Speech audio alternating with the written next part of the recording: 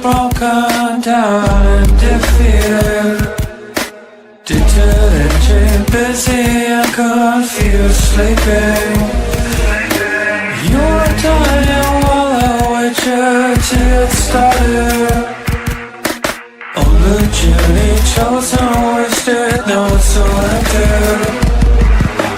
I was so bad, what happened? Fall out of the sky and crush me in my smile. I was so bad, what happened? Fall out of the sky and crush me in my smile.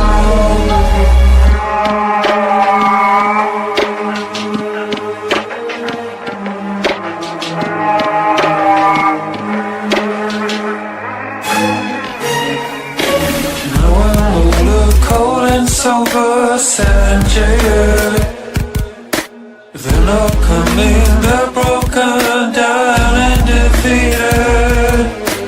You are dying while I wait you to get started.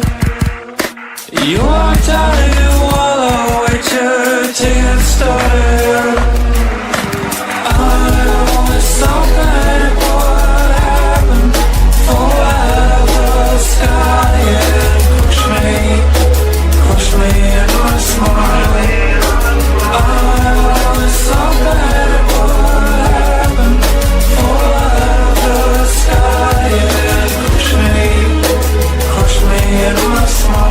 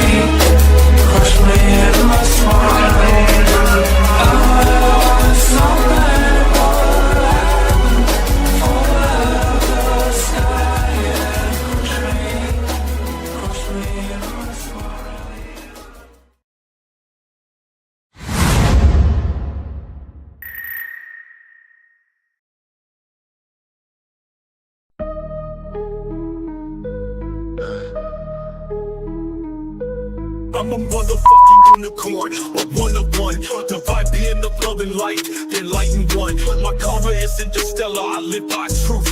Fighting evil, my scars are living proof. Protecting you from the storms with all my might. Love me, I will treat you right. You ever cross me, it's the last thing you'll ever do. With my crown of thorns, I'll wreck you.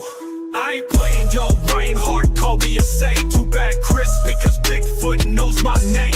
I'm a messenger of God, with loyalty I serve, taking out all evil with his holy word. A true Knights Templar, sword in hand, slice you up, bury you in the sand. I'm a motherfucking unicorn, you'll never find anyone like me.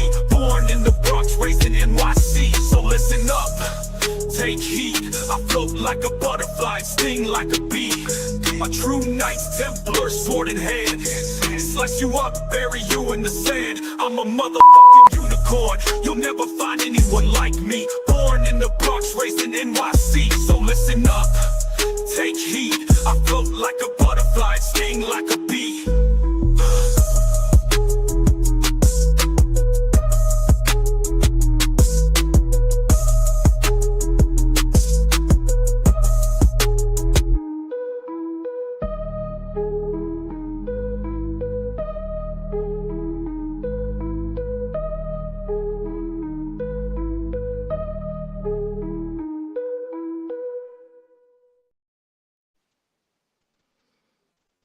There he is.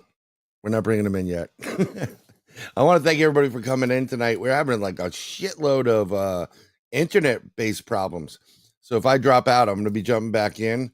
I don't know. Maybe that Flintstone bird is dead, but we have Al Santariga, so I'm going to bring him in. And there he is.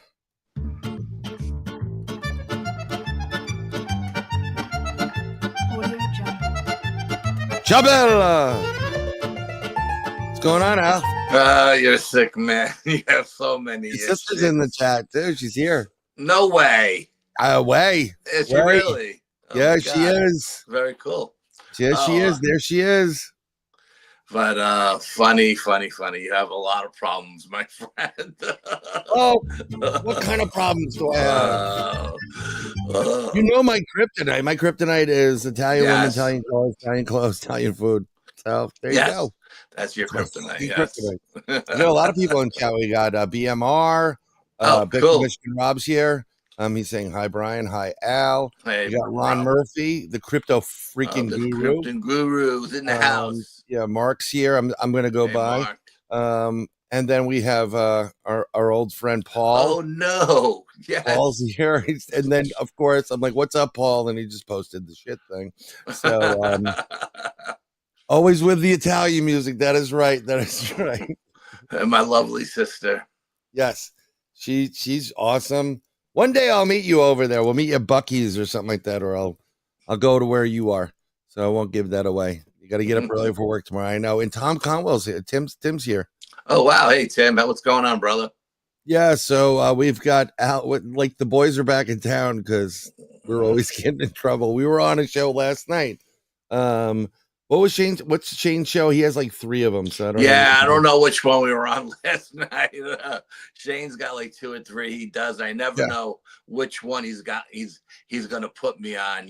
So I just show up.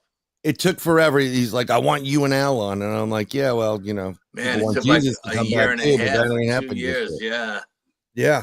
And too bad you came in a little late because the way I came into Shane's room last night, my room was pitch black. I was wearing a glow in the dark shirt with the Grim Reaper on it. So as I'm walking up to the camera, I could hear Shane saying, "Al, is that you? Al, is that you?" And then I go and I look straight into the camera and I'm wearing a hockey mask with blood splatter all over it, I give him one of these. And then I pull up the 18-inch machete and he almost lost it. He was like, "Oh my God, that's a great entrance. Oh my God, that was great." I was like, yeah, me and Bryan were talking about doing something. So I tried. We did a Halloween show and everybody dressed up and I dressed as Al Santariga. Yes. So I had the ball cap on. I had sunglasses, a black a BPS, whatever zip up that we did. Oh yes, the zip up, yeah. And then that glowed in the dark too. It didn't have the battery on it. It didn't have the battery. And then I had the big cross, to wear around my neck. My big cross I always wear. Yeah, he's always wearing it. yeah. Blessing me with it and all that other stuff, but it's good. I mean, by the way, last night apparently, and this happens whenever Al and I are together or solo. How many orbs were there around me? I've seen 5 orbs during the course. The 2 hours we were on, I counted 5 orbs behind you at one point or another. Yes. Right. And then I felt not in my room, all in yours. There's something touching my head at one point, but he was checking because normally you'll see like these quick dashes that go behind him. But, I seen a guy look like Pavarotti come up behind you and slap you in the back of the head. Yeah, that was my dad. I would just joke around like like the old Naked Gun stuff, and I'd be walking down. He was a paparazzi, so Y World Photos, whatever. So he sold the photos of Jennifer Flowers to the Star. That was his client. So I'm like, he took down Clinton. So and he is a Republican. So it's like, wow, you just destroyed a president. That's a great job, Jobs. What a great job, but whatever. But I go like, oh my God, it's Enrico Palazzo. Warning.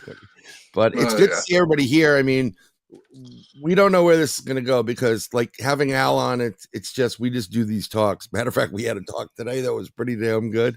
Yes. And we're going to get into it, because it's like, this is the story of our lives. And I don't know if, some of the investigators there, or, ET or whoever, how they operate, but it's usually like, I'm not going out and saying, hey, I investigate the paranormal. It's usually someone comes up, or someone hears like, he investigates the paranormal. And then after that, the floodgates open. But I think what I wanted to do is, because I didn't do it with you, I did it on Spaced Out Radio, but I want to do it here because this is my show. So I got photos recently, a whole story. And this is 45 minutes away from Wright-Patterson, the original Area 51. Okay. Ohio. Okay. Yeah, this is in Ohio. So, and someone I was talking to, he said, hey, did I ever give you those? I got a Dogman photo for you. I'm like, yeah, okay, cool. Whatever. So he sends me a series of photos, and then he gives me the information, and I will read the information, because I didn't put it up yet, but because I want to get the credit right for the person where this comes from, because it's kind of important. I think you should be giving credit where credit is due, for the most part, and I just have to find it. But basically, another Bryan, we'll just leave it at that. You can't just meet one. I'm doing a show with him, and he sends me this stuff, and basically there was a report of what people thought was a bear spotted. So the local police department had 8 officers respond. Now, the person responsible for the images is an officer, but the friend of this woman, Michelle Nobles. She was the one that acquired the photos, and she got it from that police officer, Ohio police officer, who responded to the call. So this is coming from a police officer, and I think some of it was like, I guess, camera footage, and some of it may be in his phone. So they get there, and let's go for the first image. It's dark, but I loaded it up before, but the problem is StreamYard kicked me out, so, of my own show. So this is the photo that they sent of a dog man. And I sent it, had permission to a degree, sent it to Al, because this is what we do. We bounce stuff off of each other. I'm going to send it to some of the other guys in NADP, by the way. I just got to get permission for a bigger bulk. But I've seen this thing up close. Al's seen this thing up close. And initially, I'm thinking, I was thinking like a bit more bear. I think you even agreed to that. Yeah, that's what I think it is too. I believe it's a bear. Right. And then what we did was lighten the file, just take, create a better version of the exposure. And at this point, a lot more comes out. There is a lot more character. I've seen bears before. I've seen black bears before, pretty close up, because we've caught a couple of them up in the camp. And it does look like a bear. Ron Murphy's like, it looks like a bear, but there are certain things about this that don't scream bear for me. And I think it's the expression, it's the eye expression, the eyes alone, not bear-like. From what I recall and from what I've seen of this cryptid, it has a different look to it. This has a bearish quality to it. But there's something about the snout, the bottom, and those eyes. And one of the things that we complained about, I think we were talking about, I think this is I think this is a dog man. I think it's a great photo of a bear. No, I understand that, but I really just one man's opinion. Yeah. Well, yeah, because all you got is this. I'll tell you what the red flags are for me. Sure. Once we lightened up the image, you could see his ears are round, number one, and they're not pointy like a dog man's ear. And number two, the head is in proportion with the body, which usually doesn't work with dog men. Their heads are usually bit larger than life, and that head just doesn't look unproportionate to its body for me. And those are my red flags, and that's why I think it's fair. I totally understand what you're saying, and those are the things that I'm going with as well. But this has a totally different, it's not as wide as a bear, a black bear. It's not as wide as it. And if you've seen it on a bad angle, though, if you've seen it from behind, his ass would probably be 4 feet wide, No, this thing from the side. This thing looks pretty. I don't know. I'm still going with I'm leaning dogman still. And I don't normally do that because when you get to the mouth area there, it has a little bit of that drop lip that bears usually have, the quiver, whatever. Yeah. I mean, I've seen a million photos of bears with its head in that same position with its mouth open and the tongue sticking out and the teeth look, really white. And, it just screams bear to me. That's all. But the problem is we in the dogman world, which you brought me in, you fucking bastard, with all this other stuff, right? Yeah, there are also hybrids. Absolutely, without a doubt, there are all different types of breeds. Just like regular dogs, there are 100 different breeds of dogs. I'm sure there's 100 different breeds of dog men around the world. Absolutely. Okay, so now you're thinking bear, right? I'm going to throw some elements. I'm throwing some elements onto it.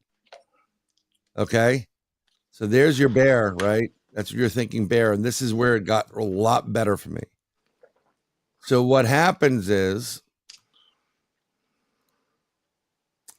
these guys show up and say we're taking it, and they're prepared to put 3 darts in it.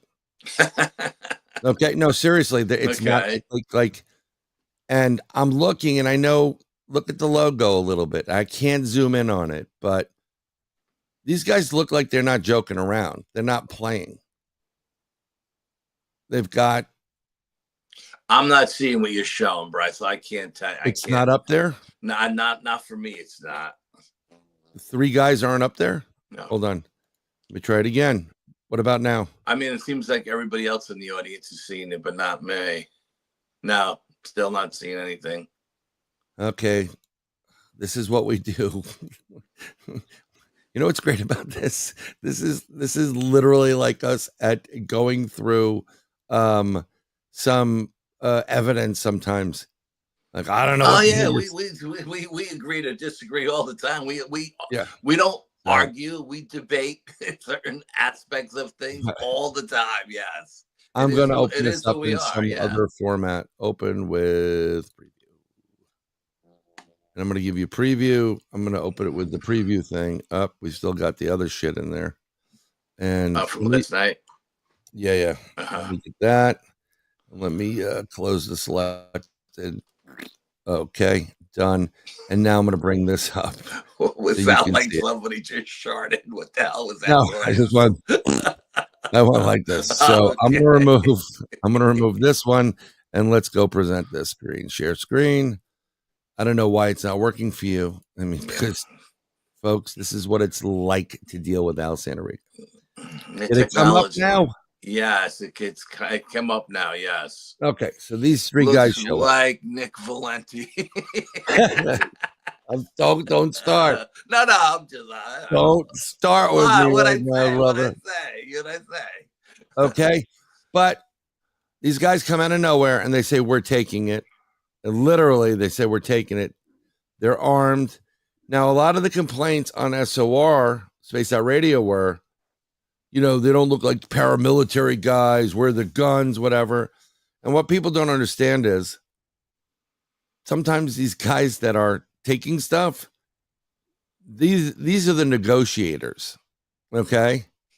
Paramilitary people are in a different area. So I'm going to stop sharing that for right now. Yeah. So who farted? Probably, whatever. We're not going to go there, Mark Eddy. But so those guys show up and they happen to have an 18-wheeler. Let me see if you can get this image file. Let me see. Boom. They show up with this. Tell me if something pops up on your screen. I will. It's going to take a second because of the delay. Okay, I'm not rushing. I'm here. Yeah. I mean, the other one came up. That one should come up too, right? It should come up, but should being the operative word. Yeah, absolutely in that sentence. Yeah, Yeah. So they, you know what? I'm just going to go boom, boom, boom. I'm going to share it this way for you because you like being a pain in the ass. Technology, my energy messes up technology. I don't know what the hell is going on with you, but I have a force field around me that just keeps technology away. Yeah. I don't have to worry about that 5G thing. I'm going to remove this and now share the whole fucking thing. Jesus Christ. It's like dealing with, whatever. I'm not going to say it. So they show up with this 18-wheeler. And are you getting the 18-wheeler? Yeah, I see the 18-wheeler. Absolutely, yes. There's more than one. Why? Well, they don't know how many they're going to take, but there could also be loaded with other personnel in there. So this guy follows them out of the location, and they finally end up. Oh, this is important. Inside the location is some kind of device, and from what I understand, it controlled a field around the 18-wheeler. Well, like an electric fence or something? I don't know. That's what I'm assuming. Interesting. Yeah. So how did you get a photo inside the 18-wheeler? Like you don't just go. I mean, if a cop or a couple of cops and say we're taking it. These guys come and say, "This is who we are. We're taking this." Right. And how did the cops manage to get inside the 18-wheeler? I got to be honest. I have no clue. Okay. Because I don't have that much information. I'm trying to get this information from people. Inquiring minds want to know. Yeah. I want to know.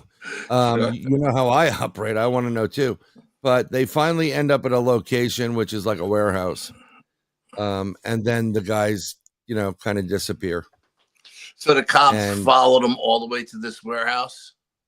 Oh, yeah. Is that what you're saying? That the cops followed this particular vehicle after they came and took the creature and followed these people, and no one intercepted the cops at any point in time.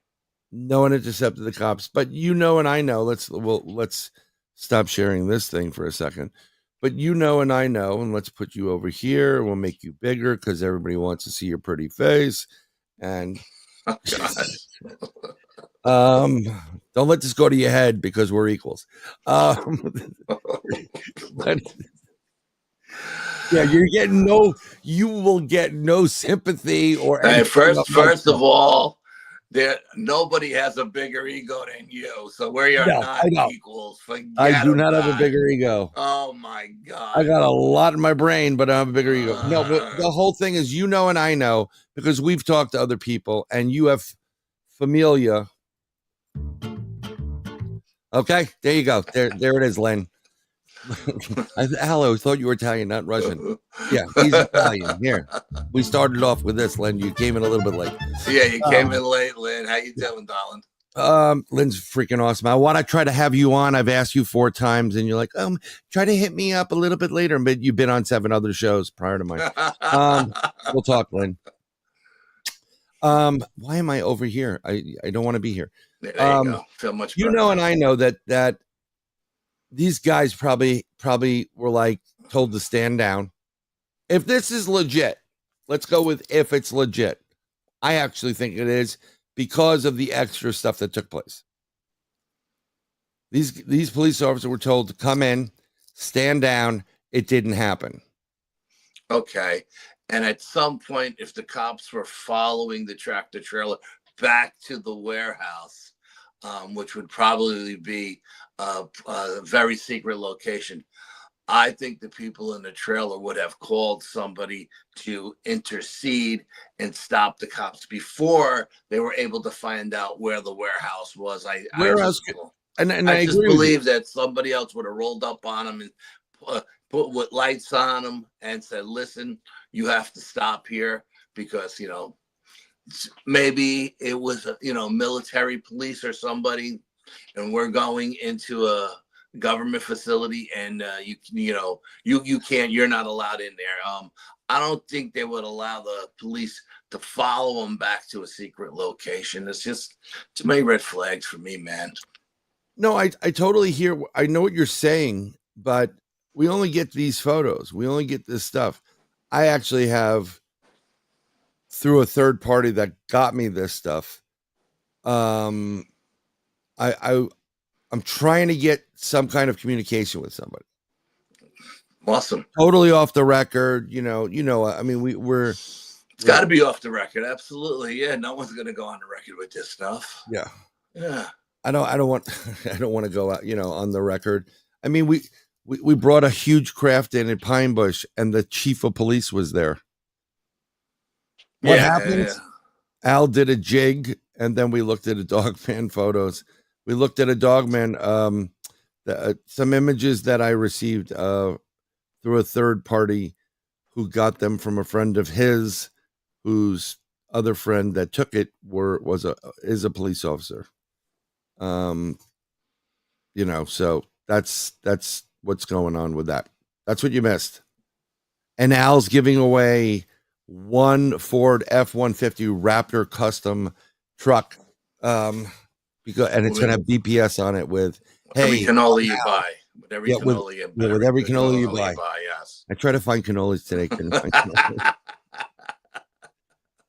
Yeah. That's just, again, Italian food, Italian women, Italian cars, Italian clothing. Italian clothes. Yeah. What's going on, Amanda? Welcome. So, I mean, I understand your perspective and I'm with you on that. I'm not denying it. And, I wish there was other photos, like give me another photo from another direction. But we don't know what, we don't know what took place. No, absolutely not. Yeah. It doesn't look like AI. I actually run it. It's not AI. It's actually a picture. Yeah, no. So that's a plus. I didn't feel that AI energy off it either. You know what I mean? I thought it was a real. To me, it looked like a game cam picture. You know what I mean? The original one, the darker one. We lightened it up and everything. I didn't feel like it was AI. Absolutely not. No. Yeah, it's just, you get this stuff and this is the first one. I mean, I've seen other images and normally they have pointier ears, but it doesn't, that could be a very young, dog man. Apparently this thing did not struggle. It was like, just take me, so it must have been majorly wounded for whatever reason. And I'd love to, I don't want to fly to Ohio right now to, Oh, you will fly anyway. You're afraid of flying. I don't like to fly. Drive, I mean, if I have to, I will. But absolutely, drive. I really don't like to fly. No, Brian doesn't want nothing to do with flying. You do not want anything to do with. And he doesn't want a window seat either. Yeah, no window seat. Well, no, I had a window seat. I just fall asleep. Normally, they just drug me up for a flight. I'm literally like, exactly the way he wakes up in the morning too. When I wake up in the morning, I'm go, oh God, it didn't end. I'm up again. Hi, everybody. Have to put on my happy face. Oh God. Well, that was my Dogman stuff. So, I thought. Yeah, I mean, it's very interesting. The whole story behind it and everything. Of course, there's so little there. You know what I mean? To really be able to validate everything that you're saying, because you're getting it from a friend of a friend. You know what I mean? It sounds like that song from REO Speedwagon. I heard it from a friend who heard it from a friend. You know, exactly. So it's hard to validate. You don't have enough information. Nope. So I mean, you're working with what you got, and you know it is what it is. And you know the people who gave it to you. You believe them. You don't think they're hoaxing you. I mean, I don't think the photo is AI. I truly don't believe it's right. AI. You know. I mean, I know I've shown it to one or two people that are hunters, and the first thing they're saying is bear. Like that looks like a bear, and I said, yeah, it does look like a bear, but look deeper. Pinch in on it and zoom. And they said, I forgot, Lynn, you are on the 21st. It's not my calendar. My bad. Put it in the calendar now. And they so said the same thing I said. There's something about the eye of this creature that doesn't, he goes, they don't have eyes like that. And I know, like, this is a seasoned sportsman, outdoors. He's killed plenty of bear. He's eaten plenty of bear, and he said the eyes are no, something weird about that eye. I've never seen an eye like that. So I don't know until next time, Well, you got to get more information, if there's any more to come, you know what I mean? So, but I mean, like, I remember when we were doing the Pine Bush thing and we brought in the craft and you fielded all the phone calls from Damani. Like, what the hell did you guys do? So it's a UFO. It's a UFO fair, right? We brought in a UFO. That's what we did. UFO, pretty fucking big one. It was pretty cool knowing the chief of police was there. And then when we did the filming for the stuff, the Hudson Valley thing, he was there. Yes. And the police was there, yes. And I wanted to go and she was there too, Damani was there too. So I mean, there was a lot of people from the town that was there when we were doing the filming for the Hudson Valley stuff as well. So because they were in the video, they were in the documentary as well, certain points, and we got to talk to everybody, and it was fun seeing everybody again. But honestly, I think they left a lot of stuff out of our part of the documentary, to be honest with you, because they were told to leave certain things out, if you know what I mean.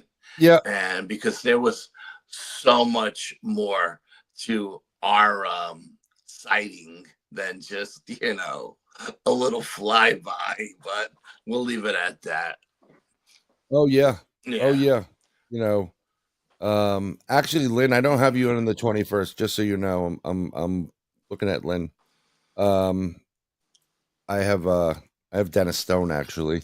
I'll call you later to reschedule, because I know Dennis is coming in. Dennis Stone, great guy. He owns American Stonehenge. Yeah, Dennis is a great guy. Absolutely. And what he's been doing lately is just off the chart. So, but I mean, they do things like that, but a lot of times, I mean, I've talked to police officers and they're like, I've talked to police officers really off the record. Yeah, again, it's always off the record. You know it, and I know it. It's off the record. Yeah, they're not going to go on the documentary and say, these two SOBs brought in, a mother craft, and no, they're not going to do that. You know what I mean?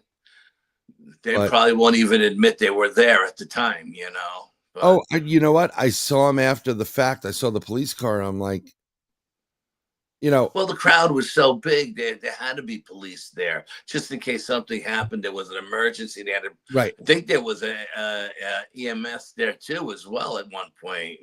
So. Well, we had Al and I. So let's set this up. Pine Bush Paranormal, UFO Festival. We're there. We get there at 5:00 in the morning. We're setting up our tent. We're doing 3 1-hour presentations. And then we do these half-an-hour presentations, 3 of those. And we wipe the F out because we've been up all day. And we're getting some food at the Cup and Saucer Diner. And both, was it the Cup and Saucer? Yeah, I think it was the Cup and Saucer. because we had pizza during the day at one point. Yeah. Him and I were just like, I am so freaking tired. Yeah, and I was going through chemo at the time. Yeah. I was shot. Yeah. Yeah. It was a long day for me. And we were praying that no one would call and show up for the like, too bad, no one's coming. And then the phones started ringing off the hook, and everybody wanted directions to get there. And well, yeah, I mean, I remember we went. So after that, we had to wait to a certain point till the headliners did their presentations, you know, and I was hoping no one would show up, but this really nice girl showed up with her grandmother. And I'm like, you know, she's like, is this where the CE5 is? And I'm like, no, it's over at Alice Court. She goes, oh, I can't wait for that. And I was like, I didn't want to disappoint. You know, I was wiped out, dude. Yeah, no one was more tired than me. I was I was praying that no one would show up. Yeah, so we finally go and just follow us over. And when we got there were a ton of people just waiting there to begin with. And then I did the German TV interview. Yeah, you have water? You know. Yeah. And I said, why don't you just stay for this because it's a CE5? And he's like, I'm out of here. You know, like, I've had enough of you freaks for a while. And that crazy dog of yours, Ruby Woo, you know, he laughed. And we're getting phone calls from, you know, Mark D'Antonio and Bill, like, where are you guys? I'm sending over a bunch of people, and like 30 other, you know, people show up. We had a lot of people. We had over 100 people there. Yeah, it was a big crowd. Absolutely. Yeah. Yep. So, I mean, and let me tell you something. I'll admit to it because it's the truth. Like, you know, when you go on investigation, when him and I, you know, we do things. We'd like to think that every time we go out, it's, you know, like, you know, wine and roses and it's great. But when you get something, when you get a craft coming in, when you get a UFO coming at you, when you have a dog man 15 feet from you and Al screaming, get in the car, Bryan, get in the car, Bryan. I mean, we're looking for it, but you have a better shot hitting the lottery in general than finding these things. And when they're there, unless you're people like us who are marked some way, somehow, that these things just happen to us every time we go out. I mean, every time we go out, something happens, right? Yep. It's not like we hit it once in a million times we go out. Every time we go out, crazy stuff happens, whether we're together or alone. You know what I mean? I took my cousin Sean out, 20-year-old kid. He's come out with me 6 times now, 3 times ghost hunting, 3 times squatching. And he's experienced more things in the last 6 times we go than most people experience in a lifetime. And he's like, and his kid is very sensitive and he's down to earth and nothing shakes him. But I mean, like, and it's not me going in saying, oh, this is going to happen tonight. We're going to experience. No, shit just happens. You know what I mean? And I'm really convinced it's the people who are investigating that are attached, whether it's electromagnetically, vibrationally, consciously. I don't know how we're attached to the other side or the universe, but things are just drawn to us and things come to us. And we don't know what we're going to find when we go out there. And just everything under the sun shows up. You know what I mean? It's just who we are. And I think, you know, some people say if you've had a Bigfoot experience once or twice or a dog experience, you're marked. Maybe, I don't know. Maybe you're marked before you even have those experiences.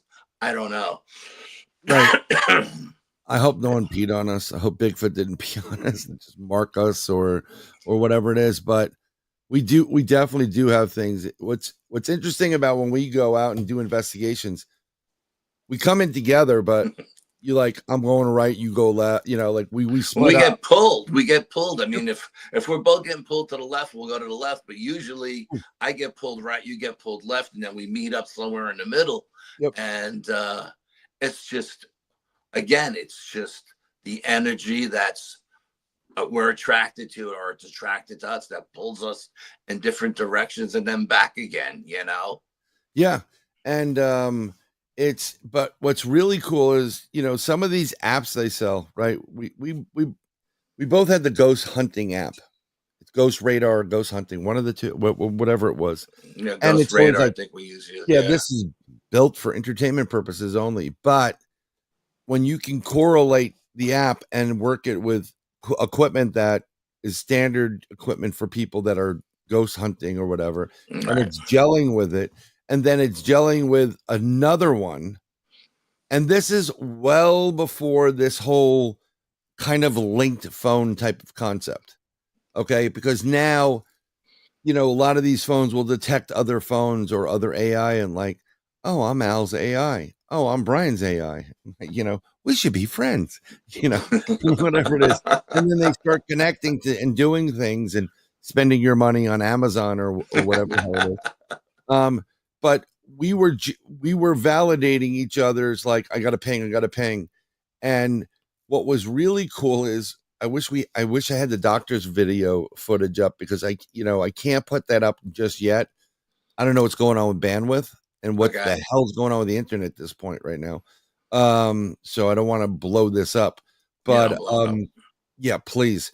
But we would see, like, you'd go someplace and then Al would come in and this thing would go bing. It was like, it's kind of like when an alpha comes in, what do you call it, to, with a dog that's unruly, when you call in a dog trainer, and if they're truly a dog trainer and they're an alpha, that dog will start, because that's its nature to go like, oh yeah, bring it.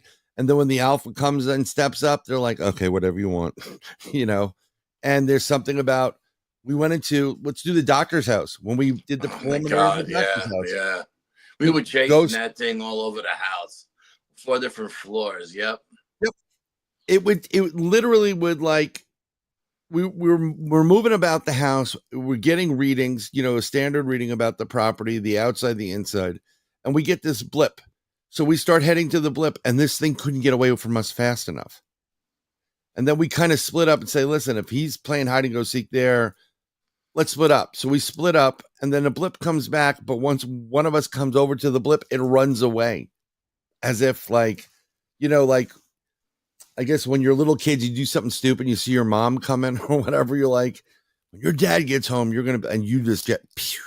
Yeah, and we got video of this stuff. There was one room with the abortion room where I had a camera running up against a laser grid, and I had the camera. There was nobody in there, it's just the camera running. And at one point, I walked back into the room. Maybe I was in the bathroom hiding or something, and I walked back into the room, and you see this head come up, like a shadow of a head and shoulders. It sees me and it goes right back down. Now, I didn't notice it at the time because I was looking higher up in the laser grid and not on the floor, not expecting to come up through the floor. But as soon as it seen me, it ran. There was another time when we were going into the room, the game room where the pool table was. And we're running in because we heard a bang or something.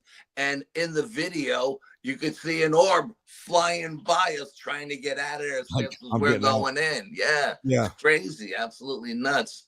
We had this thing on the run the whole night. Absolutely. The whole thing. I mean, it's Mike Anthony says, hello, gentlemen. Hi, everyone. Oh, hey, Mike. What's going on, brother? Good bass player. But I love this stuff. I love the fact that when we do things, we validate each other's experiences because we have similar experiences, and we don't. There are too many people that go in and they kind of kibitz with each other, so it's not true validation. It's like, what you get. That's what the coffee and cake at the end of the night is. Yeah, the bite at the diner. Yeah, I was going to the diner for coffee and a bite. I don't know. Yeah, I don't know if any of the other people in chat that do all the research do the same thing. Like they go, and get stuff done. The Shantley Hotel. There's Joe. Have you been there, Al? Oh, absolutely. Many times, Joan. Many times. Yes. Yep.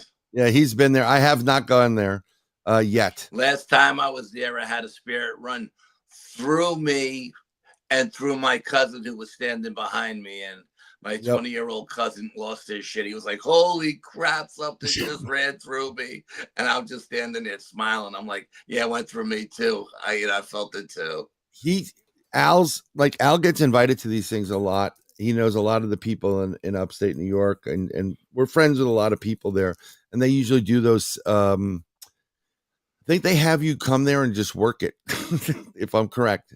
A lot of them, like, well, they'll you can go there and you can rent a room and do an investigation, and when there's groups of investigations going on. But our friend William Helms runs a meetup there once a month, and you can go up there for the meetup and usually have a psychic or somebody who does a presentation. And then they'll take you around, Stephanie or Kelly, who's ever running the show that night, and they'll take you around and tell you what happened in what room. I mean, I've been there enough times where I don't have to follow the crowd anymore. They just let me go and do my own thing. So that's what I do. Yep. I mean, that's the way to do it, though, right? And then they say, "Oh, Al, do you want to?" And Al just starts giving tours. It's great because they know he knows his stuff. So it's I mean, there have been a couple of times where I've been on investigations where someone has gotten sick or there was an emergency, and somebody who was running the investigation comes up to me and says, "Hey, listen, can you run this for me? I gotta go." And of course, we're all friends.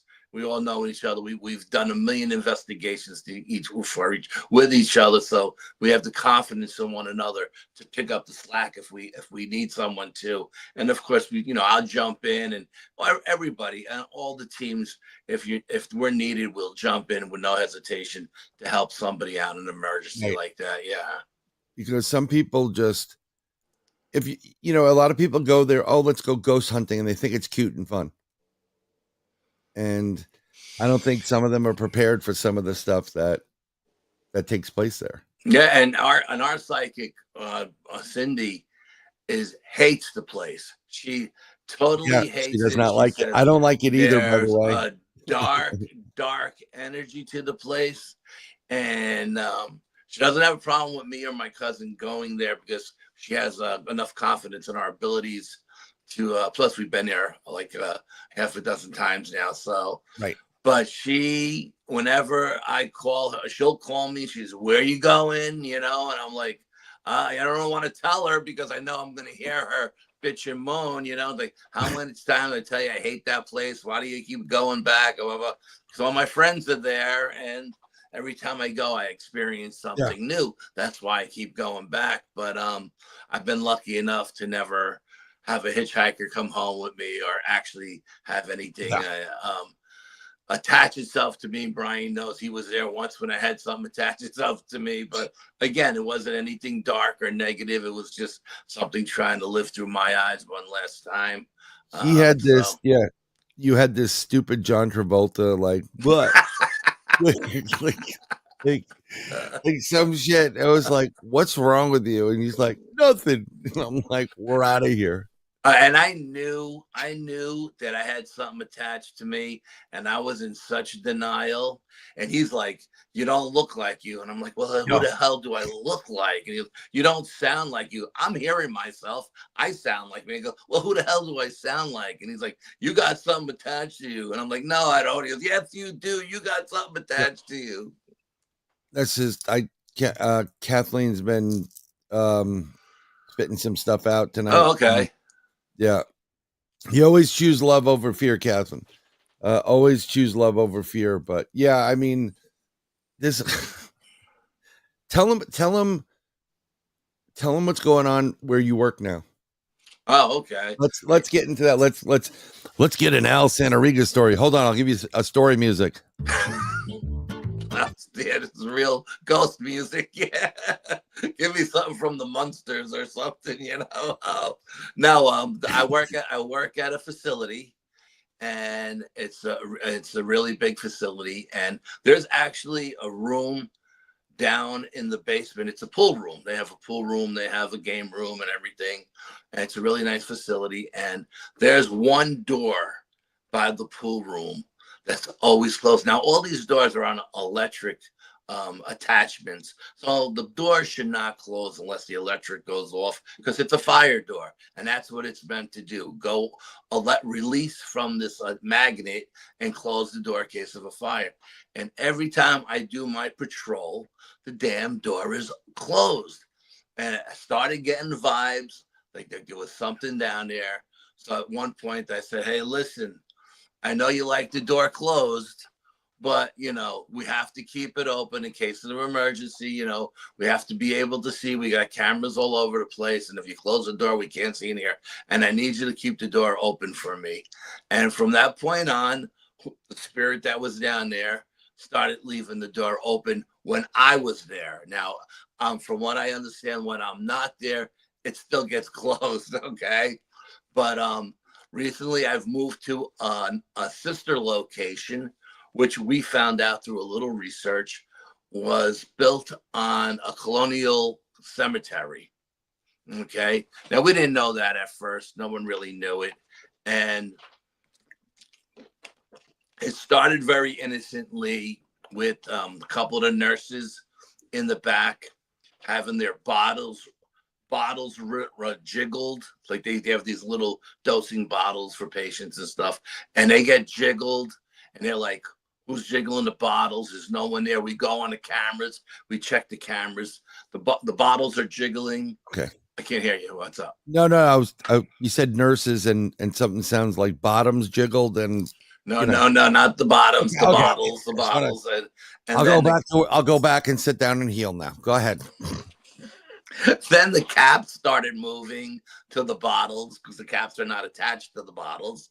And then the key into the safe is jiggling and there's nobody there. And of course, everybody's freaking out because everybody knows I'm into the paranormal and everybody's blaming me for bringing the paranormal to the place. And recently where we heard whistling coming from a hallway, not once, not twice, but 3 times on the same day.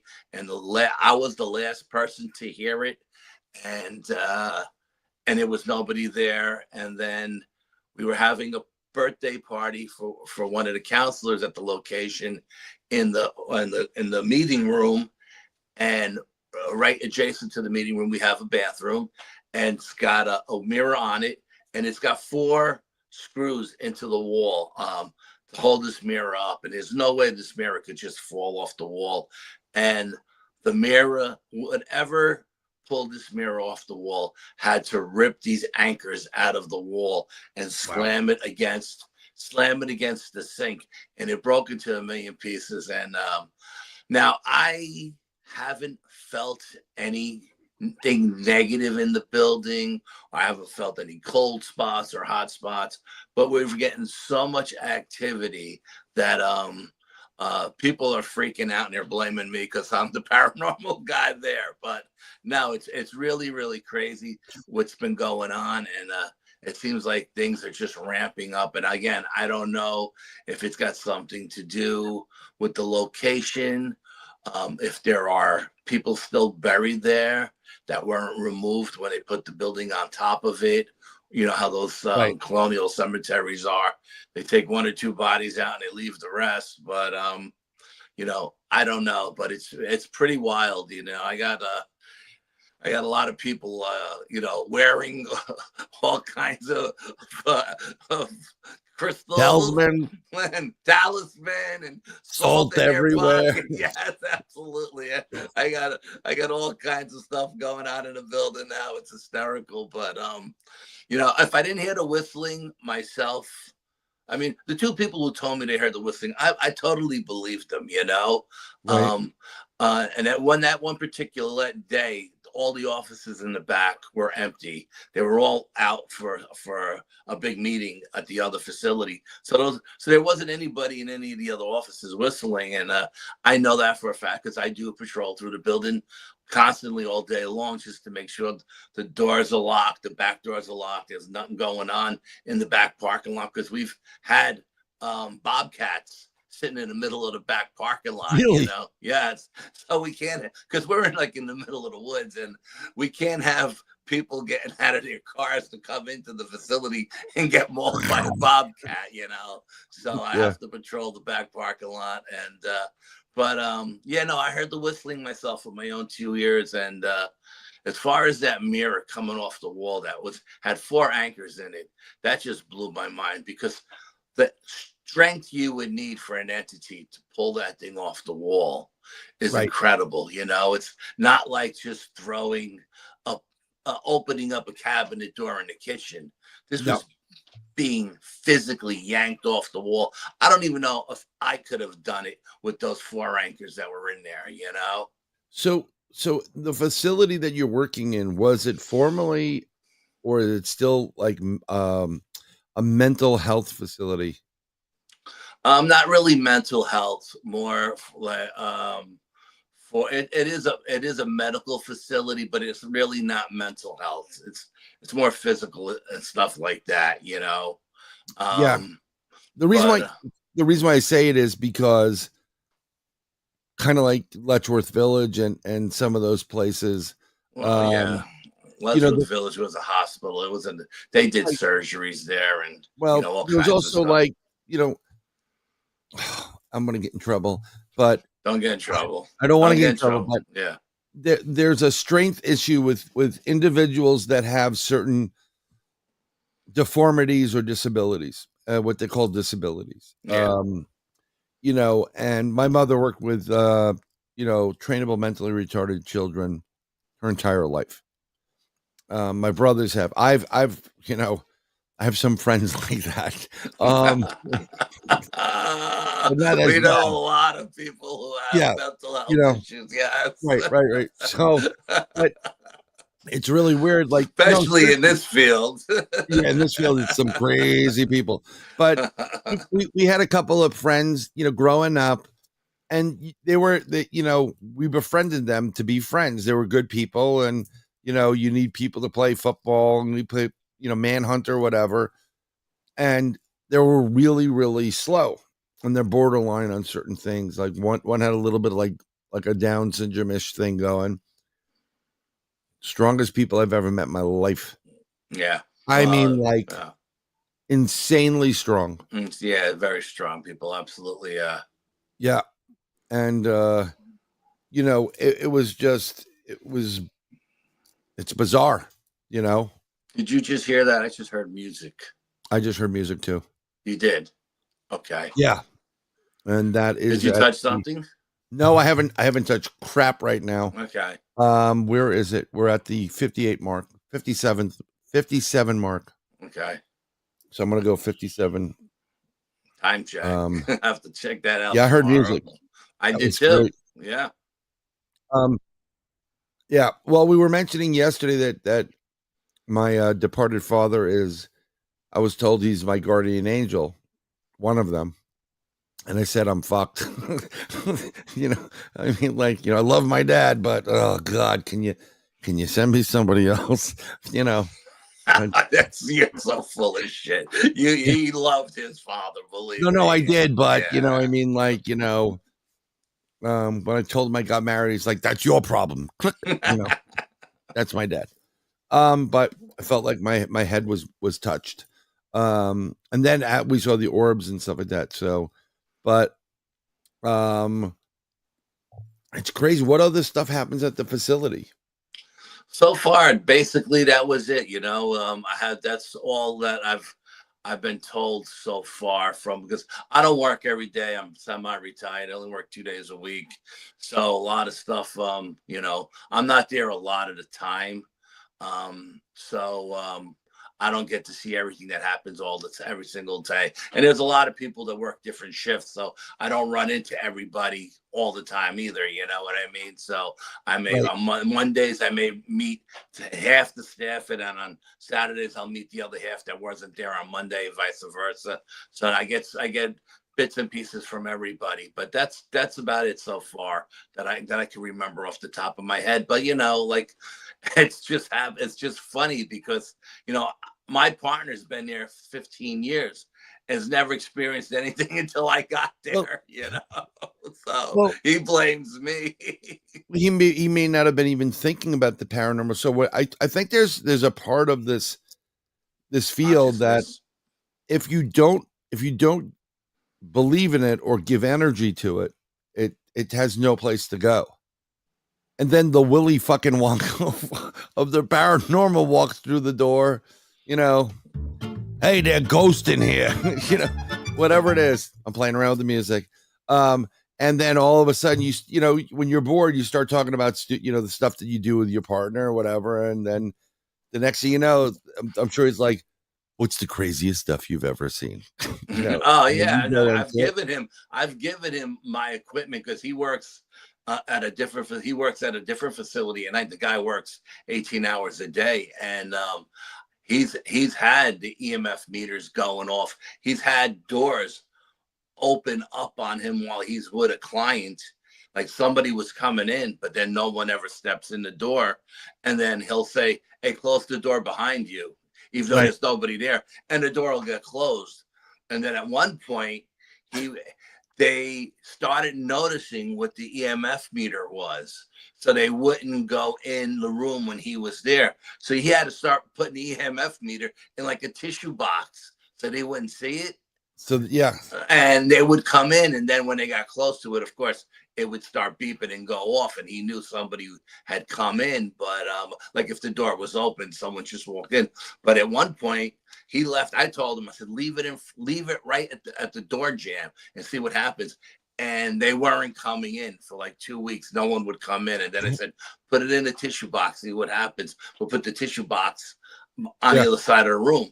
And at one point, he was talking to a client, and the tissue box on the back of the room starts going off, beep, beep, beep, beep, beep, beep, beep, Yep. And he says he's had a lot of luck with my equipment. That's always good. Yeah. Someone here you may know says you need to go in on your day off and do an investigation.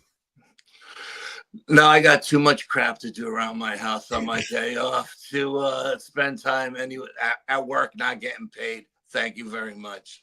Yeah. I don't think that's going to go over well with the familia. Yeah. That would be insane. He has enough that he has to do. He's got the honeydew list. It's like through the roof. Every day, every week. Yeah. So we should be lucky he's here, because we could have lost him in the tall grass of his house at this point. Yeah, the grass. I cut grass for 2 days. It was pretty damn high. Absolutely. Well, what other things are going on? Like, I hate it because that's like my primary. This man right here is my primary, cohort in doing research and investigation. And I mean, I've gone on a couple things down here, but it's like, let's go. Let's do a plan B. We always have plan Bs, by the way. And every plan B always is the best. Yeah, plan Bs work out great for us, without a doubt. Yeah. Yeah. Sometimes plan A's suck, but plan B do, and then we just go to out.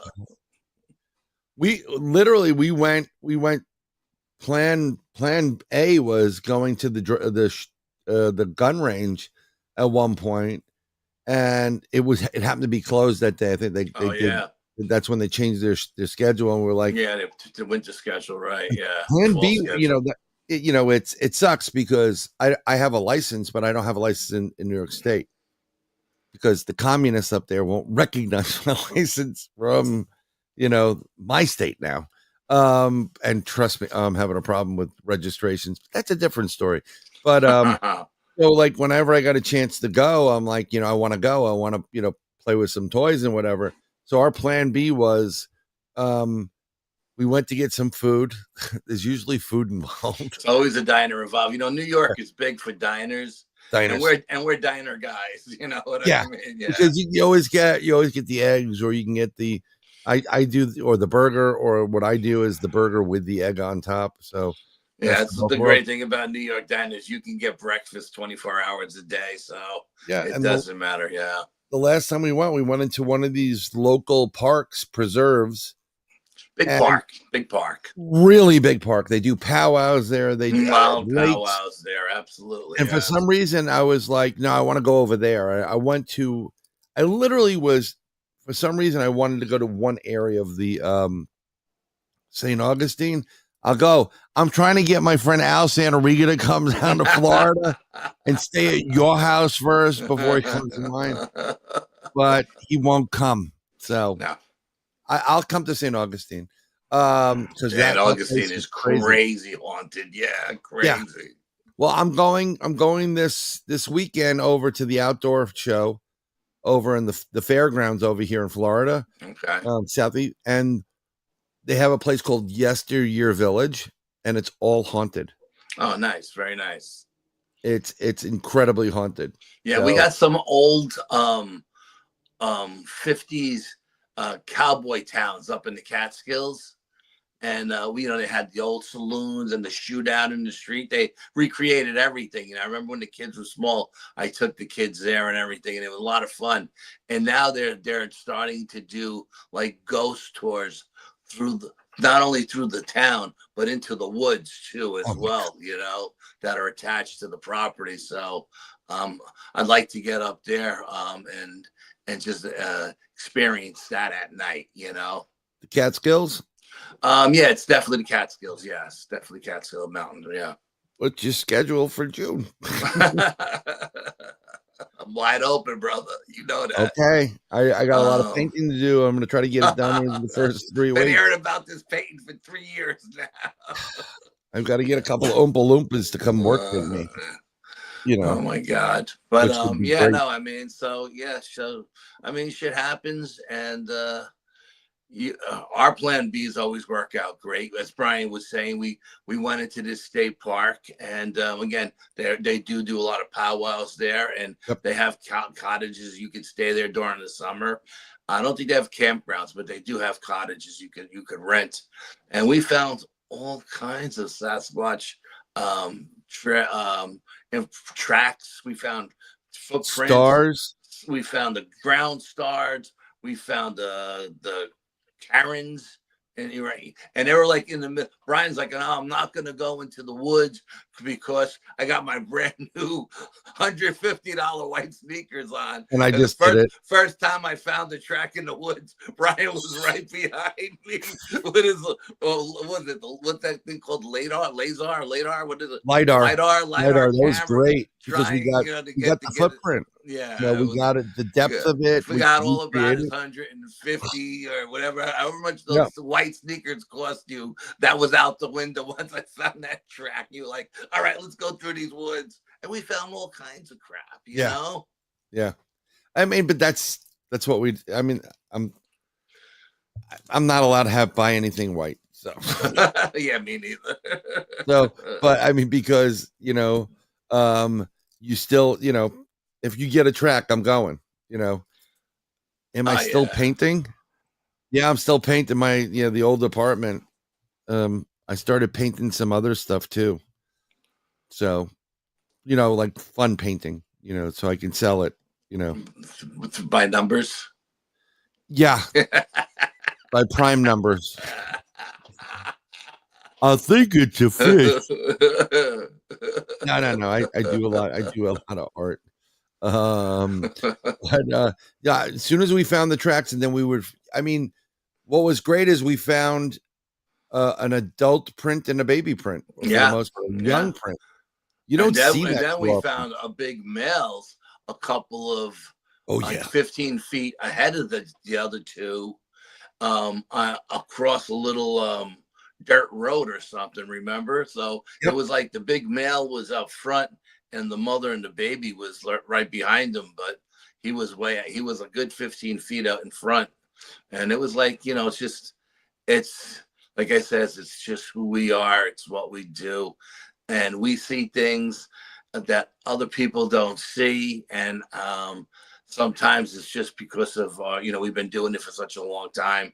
And sometimes we just we look at things differently, so we see things differently, you know. And right, I watch a lot of documentaries on all kinds of cryptids, and I see people in the documentaries and a lot of stuff on YouTube, like these teams that go out and they research, and I see them walk by all kinds of evidence. Oh my and God, they yeah. don't even acknowledge it. They don't see it. They just walk. They step on it. They break it, and I just like, okay, these, Cringe. they're only looking for certain things, and that's it. When there's so much more stuff out there to be seen, if you just open up your eyes. Like the time when we found the den, right, the Dogman Den. We were at that location for an hour, and none of us seen anything. And then all of a sudden, the blinders were taken off our eyes. 3 of us, not one person, but 3. Yep. And we found all kinds of crap that we didn't see for the first hour we were there. How does that happen? I don't know. Oh yeah. I don't know how that happens, but yeah, you would actually have a blast with us, Paul. Paul's great. You would have a good time, because Al's right. There's a lot of people that everybody's, there's always newbies and stuff, but they're looking for, they're trying to get their miracle, and they're missing out on the little things that are very important, because those little things tell stories. I'll give you a great example. This summer, we have all these stone chambers up in upstate New York. They pockmark throughout the state, and they basically end at Dennis Stone's place. They actually go from like Pennsylvania up to New Hampshire. Yeah. So we were doing, he invited Al is famous for inviting, special guests or people to come in. We had a lovely lady. I think she was French. Yeah.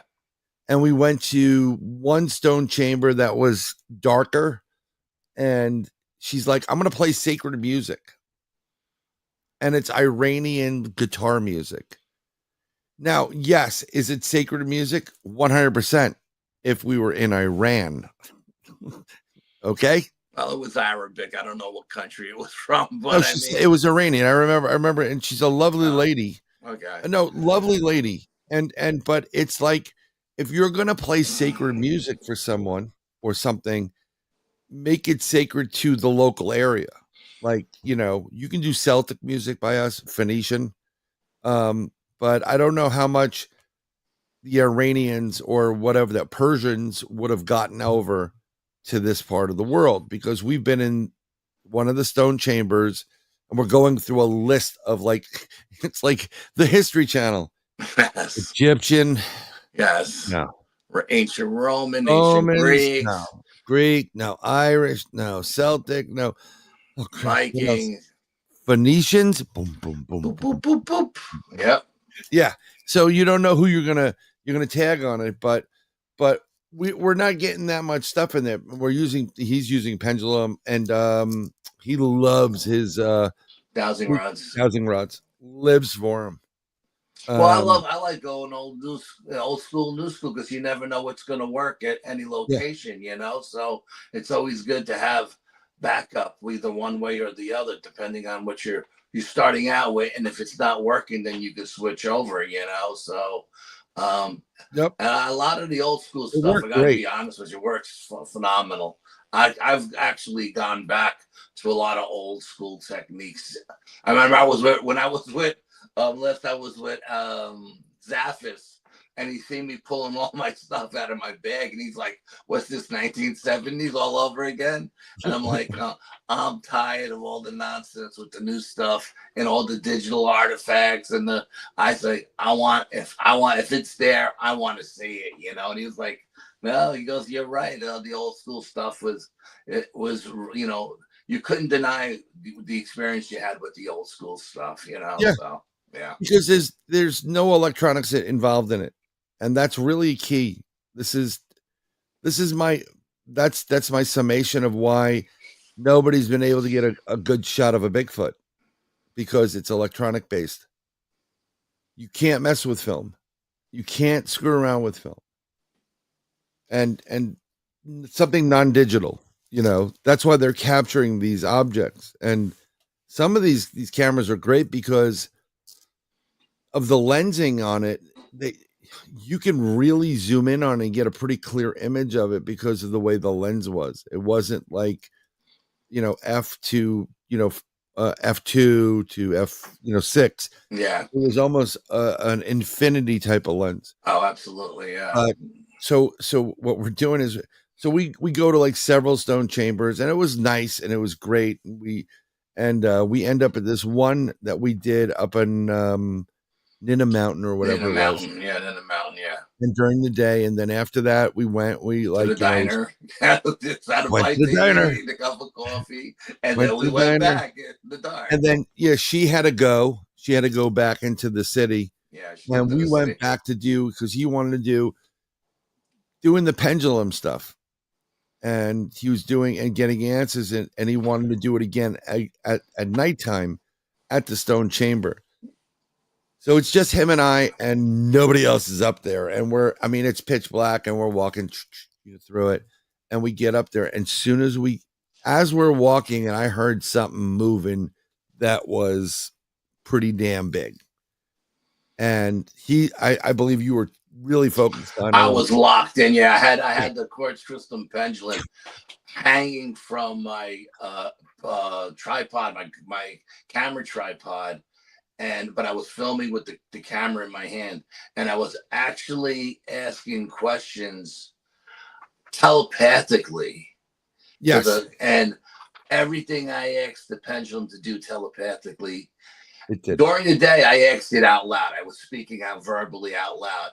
That night, I was doing and everything I asked it to do, it did. And it blew my mind that what energy was in that chamber could hear my thoughts.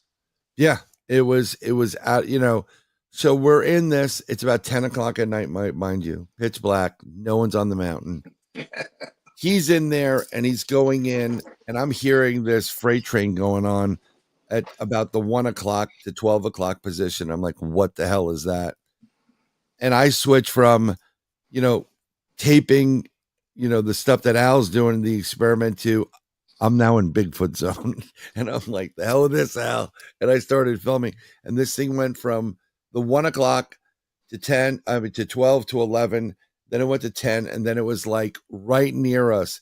And that's when he started registering, like, what the hell is that? Yeah, that's when I caught wind of it. I was like, yeah, what's going on? And he's like, dude, you've missed everything. And I was like, dude, I was so focused on what I was doing, I didn't hear anything. I was just locked in. Well, that's how we do things. When we did the Letchworth Village cemetery thing, I'm in ghost hunting mode, and you're hearing the werewolf or the dog man.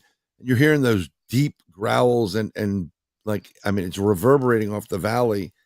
And he's like, that's very dog man. And I'm like, what are you talking about? There's no dog man here.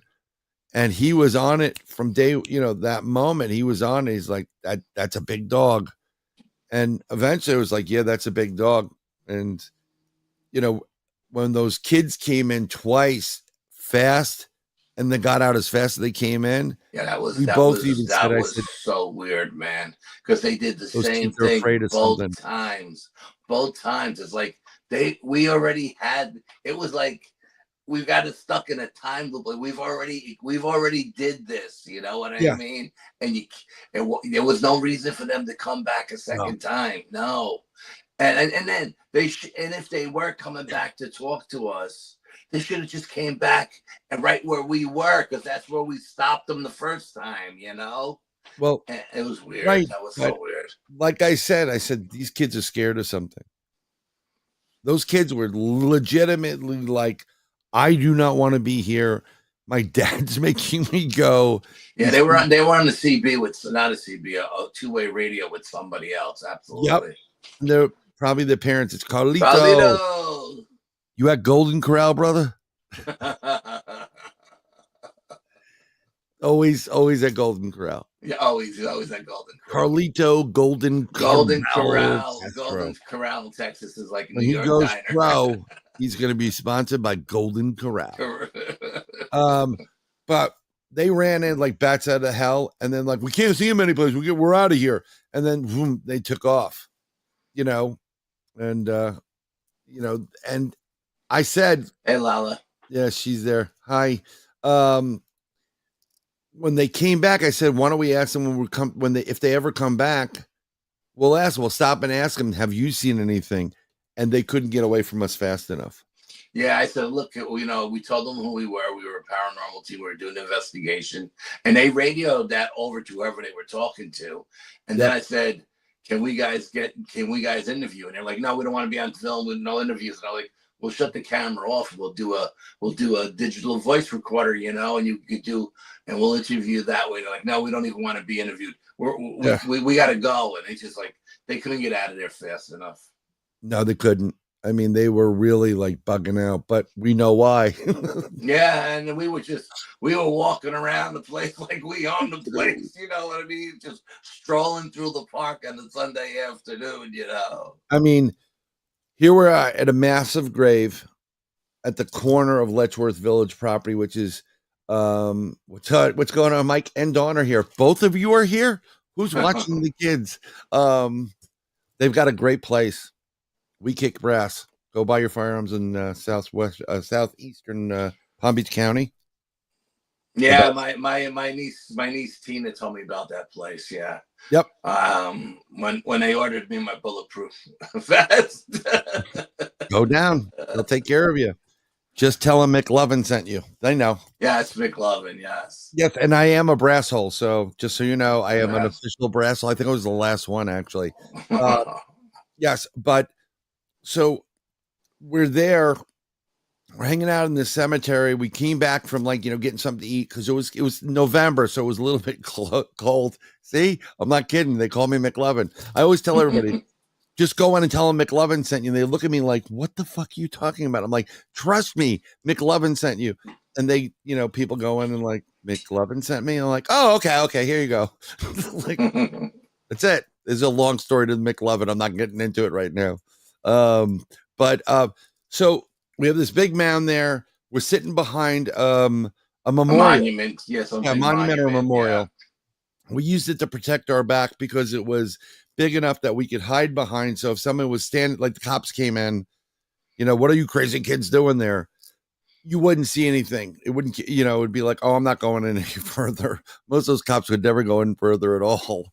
And we're hanging out there, and it's getting a little bit cooler.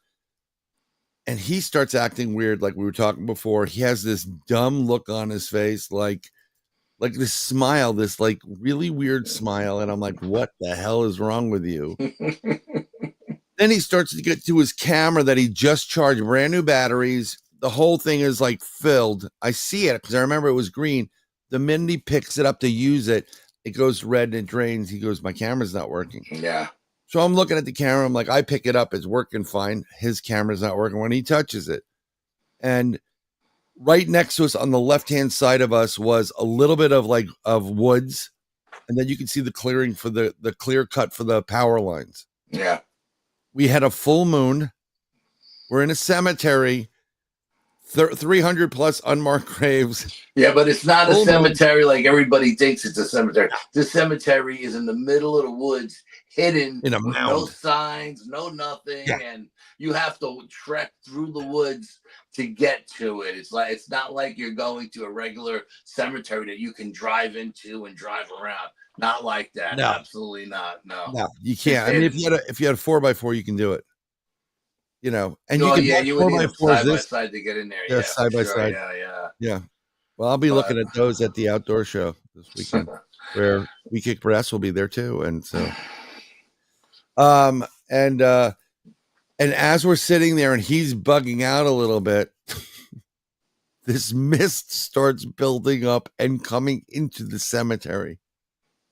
Rolls over the hill. Rolling like in a Hollywood movie.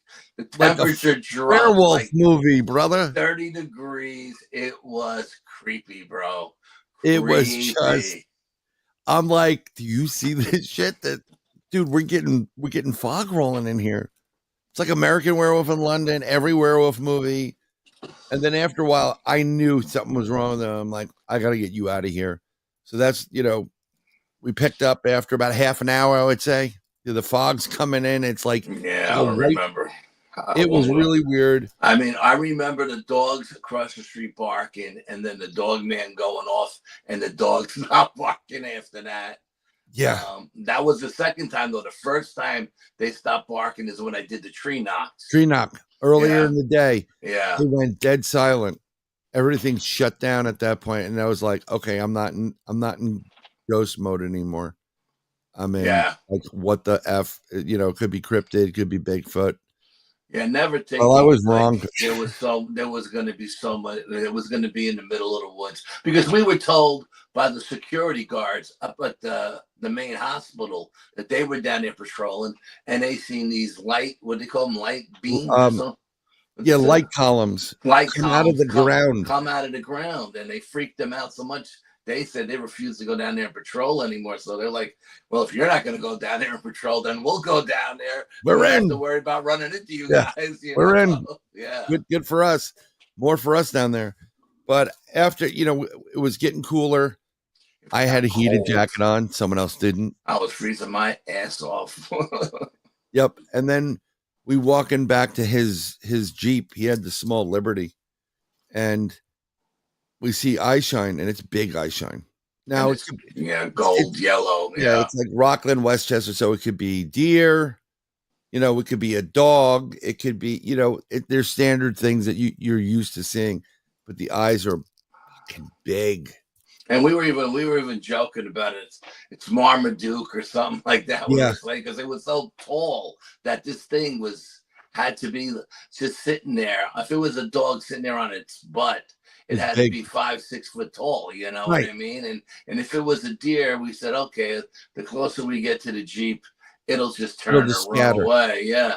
But this thing never turned and ran away. So we knew what we were dealing with. We knew. Right. We both got the vibe instantly. We both knew immediately. We looked at each other. We didn't even have to say anything. We just knew. Yeah.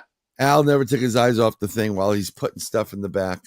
Now, mind you, it was cold. We went into town about an hour or two early, 3 hours earlier, caffeinated. Bryan likes to drink cold sodas. So, yeah, that's me. I'm drinking coffee. So I have to pee my ass off, and I'm not doing it on the graves of 300 people that out of respect for him. So but he won't go into the woods. That's 10,000 acres of woods that have nothing to do. No, he's got to stay right there, right where we are. I figured that whatever, I'm going to be by the car, take the stuff off and whatever. So I was putting it in, and I have a Austin Powers pee moment. No joking. And this thing is, so where I am, I'm staring at it. It's about 15 feet away. 10. In the shadow? I'd say 10. 10. Okay. I wouldn't say 15. I'd say 10. There's a big log in front of its feet. It's, big tree fell down in front of his feet. Al's finally like, let's go, Bry. Let's go. Get in the car, Bry. And then he's like, I'm fucking leaving you here. I'm like, you're not leaving me. You don't want to deal with my wife. Like, come on, you got to go. Like, hold it in, move it. He wanted me out of there. And I'm peeing in front of it. And all I hear, the whole time I'm looking at these eyes, all I hear is this piss that's never ending. And I'm thinking in my head, how much can one person piss? This is not humanly possible. Evacuating bowels. I'm going. And in my head, having dogs, growing up with dogs and dog trainers and all that stuff, he knows it too, because he had a shepherd. When you do that when you pee in front of another dog, you're an alpha, and you're basically saying to that other dog, whether male or female, you're my bitch. Okay. I'm 6'1" tall. I'm on a 3-foot grade because when I got out of his damn car, I slid down a 3-foot grade. That makes me 9 feet 1 inches tall. I've said this before. This thing, it's across from me, its snout is about right here on me, which means sitting down, this thing is close to 8 feet tall. Yeah, sitting down. It was definitely sitting on its haunches. Yeah, absolutely. Yeah. So if that thing stands up, add 3 more feet to that, you're looking at a 9, 10, 11 foot creature. and this thing just does this. I don't know if you saw it do it, but I did. It goes and it just in a fluid motion down, it disappears just like that. And I'm like, I think it went behind that tree, and I get the goose pimples, and I jumped in his car, and I didn't take my eyes off that rear view mirror, and he drove like Mario and Freddy.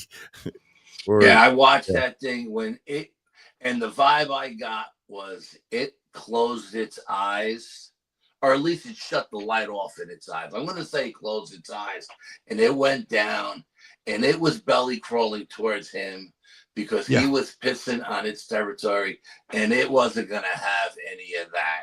And at that point, I jumped in the Jeep and I backed it up as far as I could get close to him. And I swung open the door to put the door between him and this thing. And I said, Bryan, get in the car. And he got I got in. Bumps, and he jumped in, and I was Dukes of Hazzard out of there, man. Yeah. Just a good old boys. He wasn't messing around. We were probably, well, at least he was probably a second or two away from death. Losing a lot of weight quick. Yeah. Would have been shredded. But we didn't. But I'm just thinking, because let me ask you, because I think we had this conversation. You get this asked us all the time. Do you think these creatures, the Dogman, have like a collective consciousness? So like a pool where they all kind of like upload their stuff, and they, I think they have that with Bigfoot. It just seems like a lot of these Dogmen know who they're dealing with, whether they're in upstate New York or West Virginia or whatever. Like, oh, that's that guy that peed in front of Billy, or whatever his name was. Yeah, if you would have asked me this a year or two ago, I'd probably say no.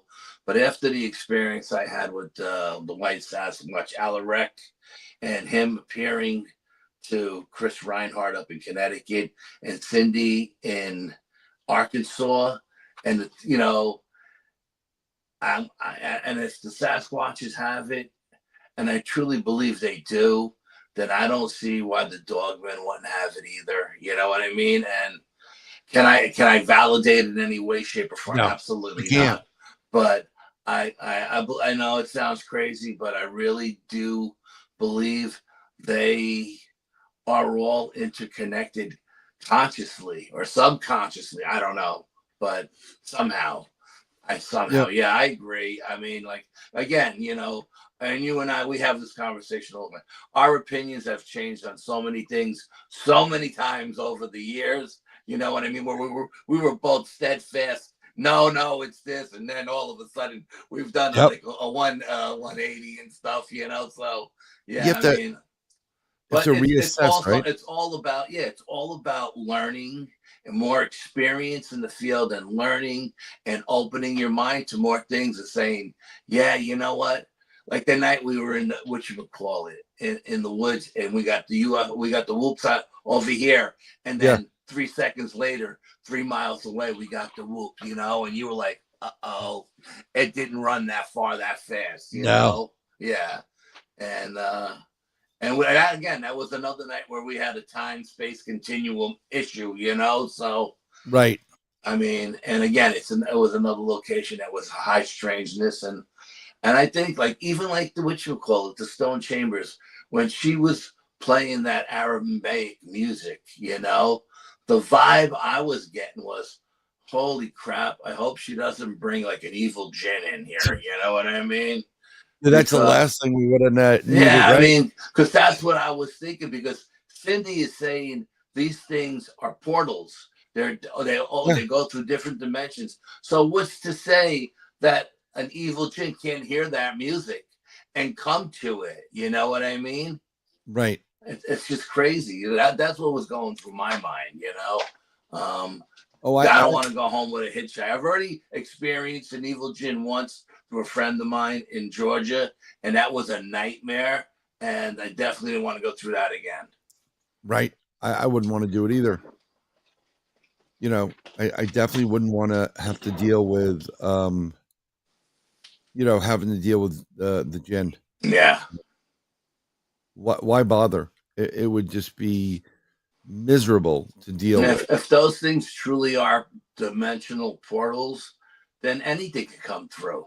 Anything at any given moment. And, you know, and here we are playing with frequency and vibration and consciousness and opening up all kinds of shit. And God only knows what we could call through, you know? Yep. Honest to God, we don't know what we're playing with when we're in there, but we're in there to learn and to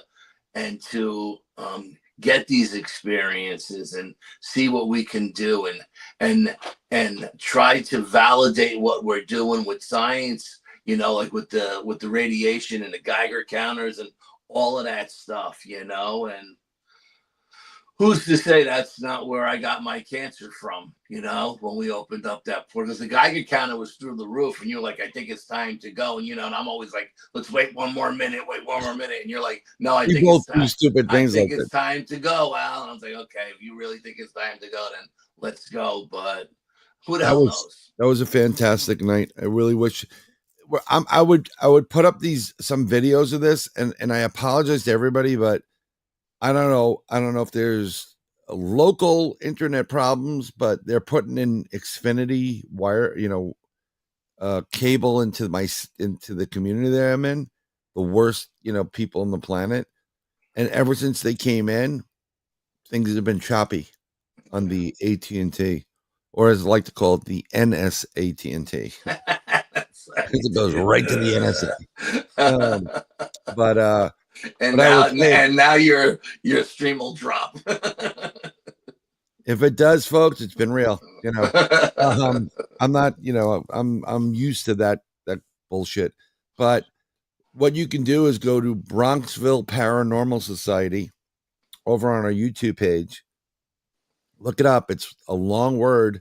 He couldn't pick anything fucking shorter, but that's what he picked for it. Bronxville Paranormal Society. BPS, baby. Right. And on there, you'll see the Letchworth Village videos. You'll see stuff from Letchworth Cemetery. And, you know, at the time, we didn't, you know, I wasn't thinking camera.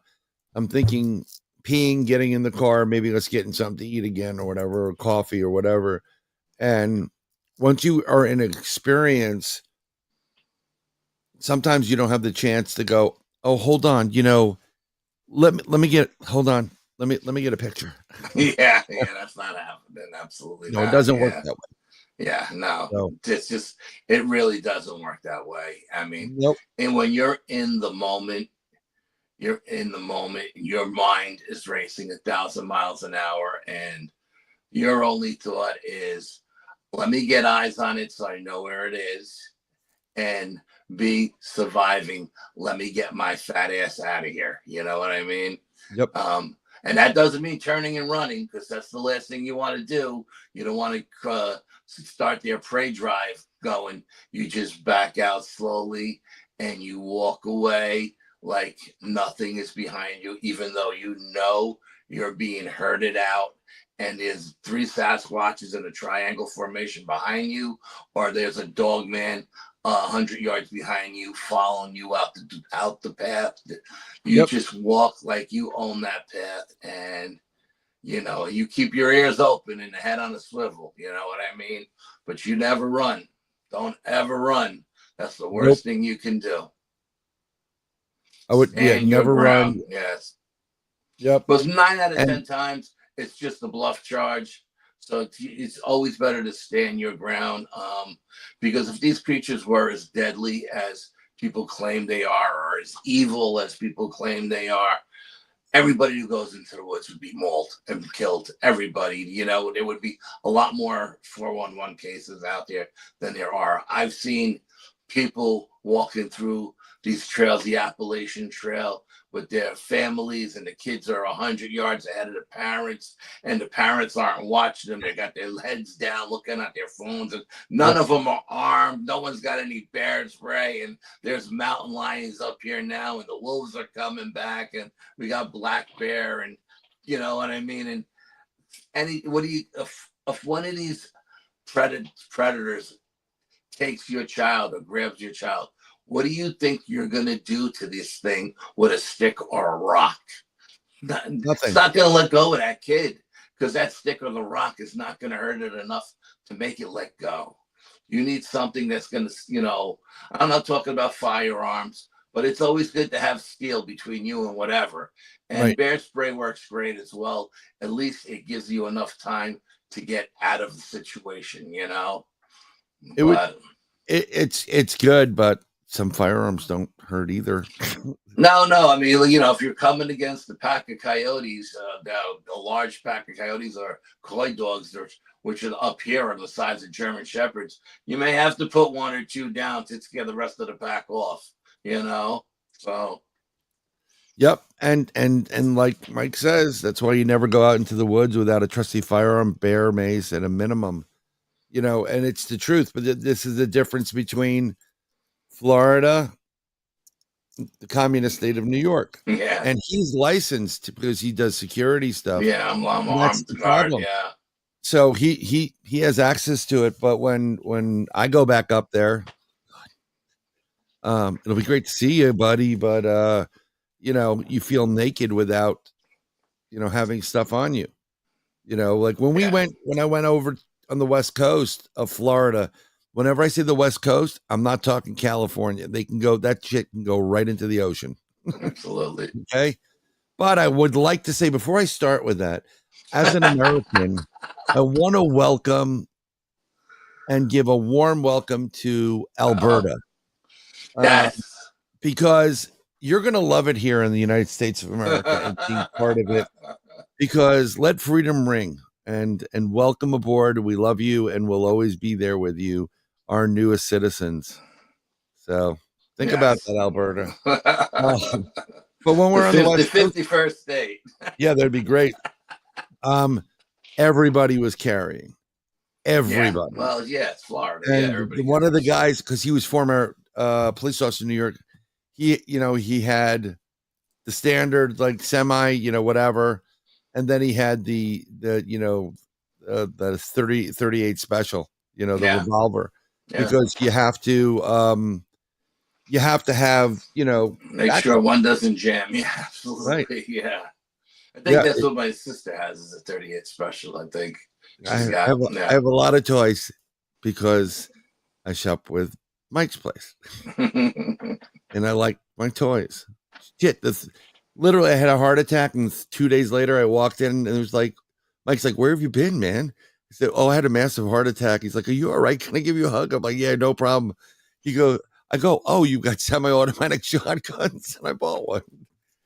It's a heart attack gift. It's a heart attack gift. I got it. Yeah, I bought myself the Les Paul custom. Great price. When I had the cancer, you know what I mean? So, I don't know what I'm gonna do. You guys gonna take it easy for a while? No, I just bought a semi-automatic black Aces. Yes, and this is the truth. This is the truth. They will ship to New York. Just fill out the form. I'm not kidding. I got enough firearms. I don't need any more. I'm good. Thank you very much. Yes, he does. He does. I have everything I've ever wanted, except for my 1911. And I just feel like it's just too damn heavy to carry. You know what I mean? And no taxes. It's Florida. That's good. I'm trying to join the biker gang. I didn't do so well on that test, and they ran long, so I couldn't take it the second time. I mean, I don't know how, it's kind of hard to do your test when the speedometer doesn't even work. You're not going fast enough. Like, this doesn't work, so I can't tell how fast I'm going. So whatever. But yeah, I'm already getting some stuff. He's gonna convert you. Trust me. Come on down. Can he use 1911s that you're selling cheap? I'm telling you. But then if I buy a 1911, then I got to buy 1,000 rounds of 45 ammunition. He has it. He has it. I know, but I don't. I got boxes and boxes of bullets in my closet. I got no more room for my guitars. Yeah, I gotta use your. I'm gonna come by and use the trainer motorcycle.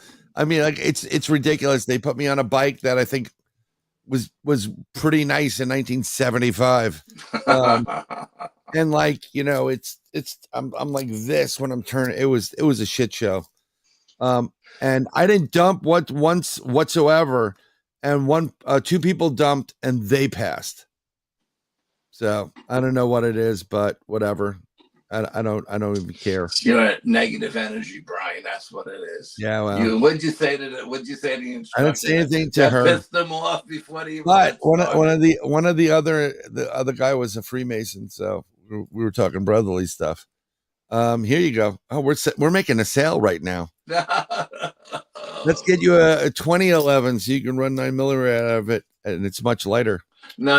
If I got a 1911, it's got to be a 45. I got a 9mm. Dude, I'm telling you what I say to you. He's been on the 45 kick for forever. Okay, I seen a beautiful Ruger 1911 that was used, and it was fairly cheap. And I'm a fan of Ruger, and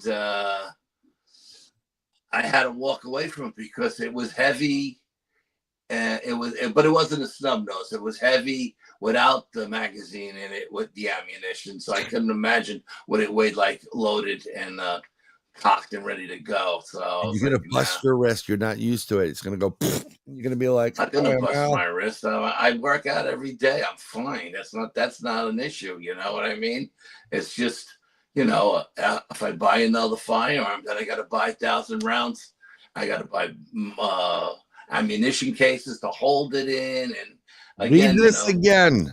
Let's get you a 2011 so you can run 9mm out of it, and it's much lighter. You already have 9mm. Yeah, I don't want a 9mm. No new ammo. No, I want a 45. That's the whole thing. I want the AC 45.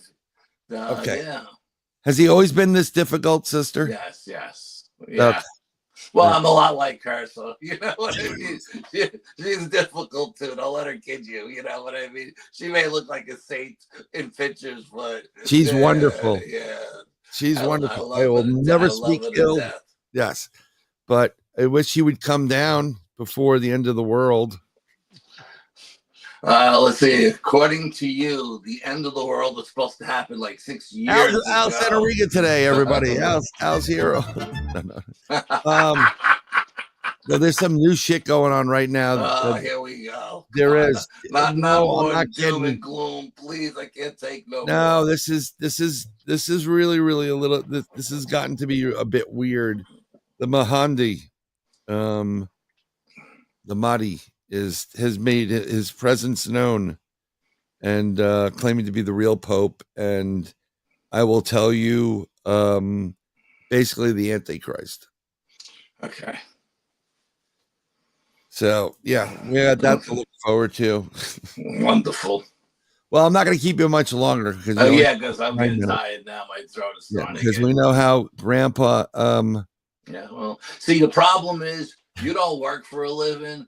You don't even cut your own grass. If you were out you have no idea, you were out cutting grass all day like I was in the sun, it wipes you out. You would understand. Like you say, you don't sleep at night. You don't sleep at night because you're not tired, because you don't work hard enough. If you actually went out there and built the sweat up, do some goddamn yard work, you would sleep like a baby. Later, Mike. And this is the way I don't sleep like a baby. I have two daughters. I do not sleep like a baby. This is just the way we are. So we like to break each other's chops. So it's all in good fun. Your buddy, he loves both my kids, but his little buddy. Oh my God. She's insane. Yeah, she's like her father. Yes, she's insane. Yes. Yeah. You know what? The seed doesn't fall far from the tree, my friend. I keep telling you that. I should still play that video. Oh, no, don't play that video. I should still play that video of her and imitating me. Oh my fucking God, that was so good. The day I was going to kill everybody at the fair and get arrested. Yeah. Yes. I'm going to find it and I'm going to play it because that's how I'm going to get us out of this. Okay. We'll take us out on a high note. That was just fucking amazing. I almost lost my shit that day. And we'll explain it. But I gotta find this video. She is a piece of work, so you know. She's just out of control. out of control. I did a good job, though. I mean, I raised her pretty well, and yeah, for a single parent. For a single parent, I didn't do so bad. No, I'm not a single parent. I'm just busting chops. But she was out of control. I can't even find the video. You're lucky. Oh, I'm looking for it. Dodge the bullet, baby. Oh my God, it's God is good. God is good. It's coming. Oh, I think I found it. Okay, I gotta go now. No. That was September 5th, 2021. That's what I'm gonna look for. Wow, you remember the date? Yeah. Holy crap. Yep. I don't even remember what month it was. 9/5/21. May. I think I have the whole thing here. No. Yeah, I have the whole thing here someplace. That was in September? I think it was in September. Well, was that the year we had the tornado come through? Yeah, because that was the year. Okay. That was the year that the tornado. They're usually done in May, right? So yeah. Yep. Usually done in May. Yeah, it was definitely that day. 100%, because she was she was young. This is such a bad idea. This is such a really bad idea. It's funny as a mother, though. Yeah, it is. It's hysterical. To my open with QuickTime. I don't know if this is the full thing. Let me see if we can. I'm gonna get in so much fucking trouble. Whatever, you know what? You might as well just go out, with a bang. Right. So we put this up here. We got this here, sharing it. See it pop up. Tell me when you see it. You see it? Not yet. Don't see anything yet. Oh, here we go. We have movement. Let's see. You can go on the fucking back. You can go on the fucking back. She was insane. She was imitating. This went on for quite a while, folks. Yeah. I can't even find it. Wow. I lucked out. That was nothing. Oh yeah. No, this wasn't September. We got disrespected at an event where we were talking, and I kind of lost my shit, and I was gonna hurt somebody, right. And Bryan talked me off the edge that day. So thanks to him, I didn't get arrested. Right. Was that May 2021 or 25? What? I don't remember, dude. You said it was September. I don't know. You said it was the year that the tornado came through. Right. And usually it's in May. So in May, June, July. Was it July? I don't think it was July. Day. But I wish I had it here, because it would have been a great way to go out. Yeah, that would have been a great way to go out here. That would have been funny. Absolutely, yeah. But that's the backstory. Oh, she was great. We got disrespected, and I wasn't having it, because we were there from the beginning, and we started the shit, and we were the final speakers. We were the headline speakers, and they just started taking the marquee down and closing up like no one else was coming up to speak, because all the people that the promoter wanted to have had already spoke, and I just lost my shit, man. I don't blame you, because it he literally was blowing up. Al blew up. I did blow up. I was probably one curse away from going to jail. Yeah. Almost, yeah. Probably, yeah. Yeah. And the one thing I can't stand is being disrespected. I'm all about respect. And when you disrespect me, man, you bring out an animal that I try to keep caged as much as I possibly can. It's not only did they disrespect us by taking everything down, but the fact is that we were, they had a couple people there that were trying to like stump us or treat us like crap. Yeah, a couple of plants that they put in the thing to try to, trolls. But Bryan straightened them out, and that was funny. That was great because at the end of the day, the guy was like our best friend. You know? Yeah, he was like, really, Yeah. That was pretty funny. Yeah. Yeah. So, and then that like calmed you down, and then you were able to actually do a talk. Yeah, and actually get back to what we were supposed to do. Yeah. And everybody hung around to listen too. You know what I mean? Everybody didn't run away. So. No, it was great. It was all about being disrespected, and we're the headline speakers, and you're breaking down the marquee, and the MC leaves without introducing us. What kind of shit is that? You know what I mean? All day long, you're introducing people, and the marquee is out in front of in the middle of the street, so everybody can come in and hear the speakers, and then the headliners go on, and all of a sudden you're done. Oh, no. Put that goddamn thing back. I made that dude put it back and then put that goddamn thing back. Bill screwed up on that day. He did, but he did like jump and he goes, no, we didn't disrespect you. I'm sorry. And everybody did. I mean, and this is part of the fact that we weren't MUFON at the time as well. Because there's a connection. Yeah, neither one of us were MUFON at the time. Yeah. Right. So we were representing the New York State UFO project, and Bryan had got these giant UFO posters, and I mean, they were just off the charts. Everybody wanted to get pictures. Should have charged for pictures, you know what I mean? Yeah, but it was fun. Everybody was coming over to our tent, and then we were having debates with all the MUFON people and all the bureaucracy with the MUFON. Oh, that's crap. We weren't killing any of the field investigators because those guys were the real deal. You know what I mean? We would give them respect where respect is due. But, once you get into the upper echelons where these people are getting paid and you're not, you're just a peon, Yep. And that's unfortunately how it goes. But it's been a pleasure having you on. It's been fun, my brother. As the co-host, depending on who's coming on. Okay. We talked about that before.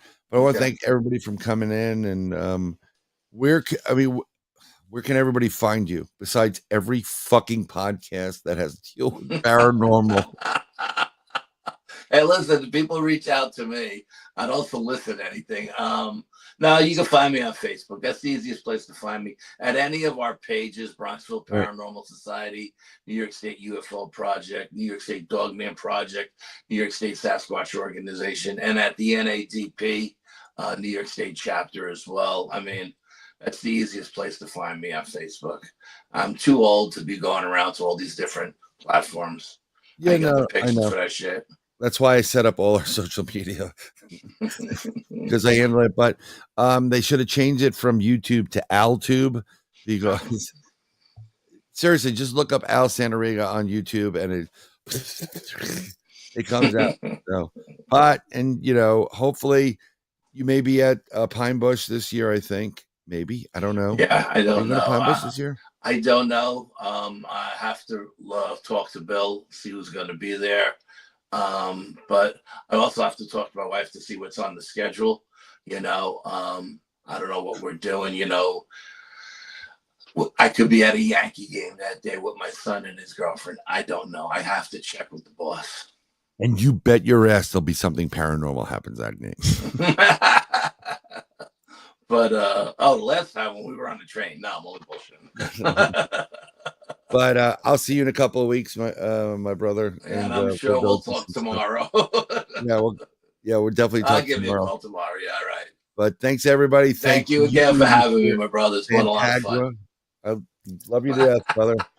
And like I said, if it wasn't for all you guys and Mr. Al Santariga, and the Zambuca, we wouldn't be gotta have Zambuca, yes. You're gonna jet, so don't bother. If you don't want to hang around, don't hang around. Okay. I'll play tomorrow. And thank you, everybody. Later. We're gonna play you that.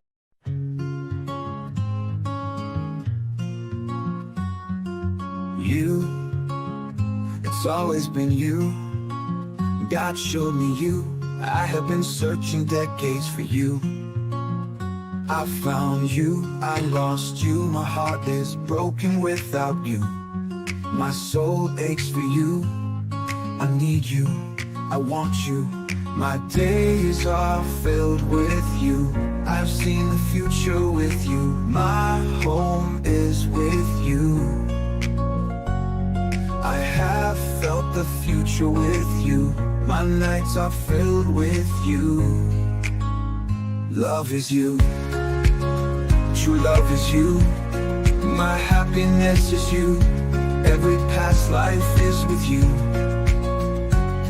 My dreams are filled with you. Life is meaningless without you. My future is with you. I will fight for you. I will defend you. I will give up my life for you. Whatever it takes for you. Nothing else matters but you. I love you. I love you.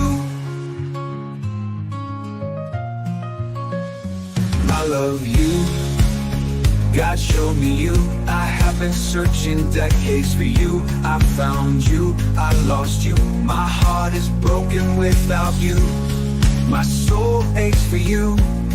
I need you, I want you. My days are filled with you. I have seen the future with you. My home is with you. I have felt the future with you. My nights are filled with you. Love is you, true love is you. Love is you, true love is you. My happiness is you. Every past life is with you. My dreams are filled with you. Life is meaningless without you. My future is with you. I will fight for you. I will defend you. I would give up my life for you. Whatever it takes for you. Nothing else matters but you. I love you. I love you. Life is meaningless without you. My future is with you.